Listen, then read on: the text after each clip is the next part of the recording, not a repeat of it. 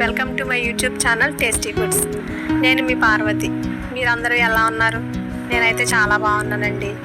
నా వీడియోస్ అన్నీ మీకు రావాలంటే please like, share, comment and subscribe to my channel. ఈరోజు నేను కొబ్బరన్నం చేసి చూపించబోతున్నానండి. ఇది సింపుల్గా టేస్టీగా ఎలా తయారు చేసుకోవాలో చూసేద్దాం, వచ్చేయండి. మీరు 1/2 కేజీ రైస్ తీసుకుంటే ఒక పెద్ద సైజు కొబ్బరికాయ సరిపోతుందండి. కేజీ రైస్ అయితే 2 కొబ్బరికాయలు తీసుకోవాలండి. నేను చూపిస్తున్న విధంగా కొబ్బరి ముక్కల్ని ఇలా చిన్న చిన్న ముక్కలుగా కట్ చేసుకోవాలండి. కట్ చేసుకున్న కొబ్బరి ముక్కల్ని మిక్సీ జార్లో వేసుకోవాలండి. వేసుకున్న తర్వాత గ్రైండ్ చేసుకోవాలి. అంతకుముందు 1 గ్లాసు రైస్కి 2 గ్లాసుల చొప్పున వాటర్ తీసుకొని గోరువెచ్చగా వేడి చేసి పక్కన పెట్టుకోవాలండి. వేడి చేసుకున్న వాటర్ని కొద్ది కొద్దిగా మిక్సీ పట్టిన కొబ్బరి పేస్ట్లో వేస్తూ కొబ్బరి పాలు గ్రైండ్ చేసుకోవాలండి. ఇలా గ్రైండ్ చేసుకున్న కొబ్బరి పాలు మరీ చిక్కగా కాకుండా మరీ పలుచగా కాకుండా నేను చూపిస్తున్న విధంగా ఉంటే సరిపోతుంది. ఇలా గ్రైండ్ చేసుకున్న కొబ్బరి పాలు పల్చటి క్లాత్లో వేసుకొని వడకట్టుకుంటే ఇలా వస్తాయండి. నాకైతే 6 గ్లాసుల కొబ్బరి పాలు వచ్చాయండి. ఎందుకంటే నేను 2 కొబ్బరికాయలు తీసుకున్నానండి.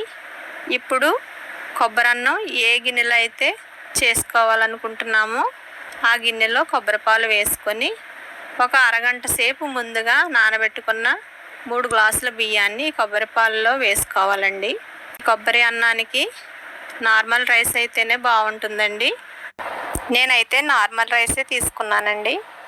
రైస్ వేసుకున్న తర్వాత 6 ఇలాచీలు, 10 లవంగాలు, దాల్చిన చెక్క ముక్కలు 4, 5-6 రెమ్మల కరివేపాకు, 1 మీడియం సైజు ఉల్లిపాయ ముక్కలు, 4 పెద్ద సైజు పచ్చిమిర్చిని మధ్యలో ఘాటు పెట్టుకుని వేసుకోవాలండి.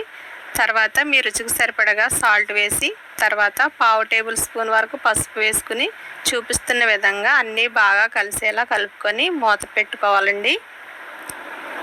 తర్వాత స్టవ్ ఆన్ చేసి గిన్నె స్టవ్ మీద పెట్టి 10 నిమిషాలు హై ఫ్లేమ్లో పెట్టుకొని ఉడికించుకుంటూ మధ్యలో ఒకసారి మూత తీసి చూపించిన విధంగా మొత్తం అంతా ఒకసారి కలిపి మళ్ళీ మూత పెట్టి 10 నిమిషాలు సిమ్లో ఉంచి మూత తీసి నేను చూపిస్తున్న విధంగా గరిటెను అన్నంలో ఒకసారి గుచ్చి తీస్తే రైస్ గరిటెకు అంటుకోకుండా వస్తుందండి.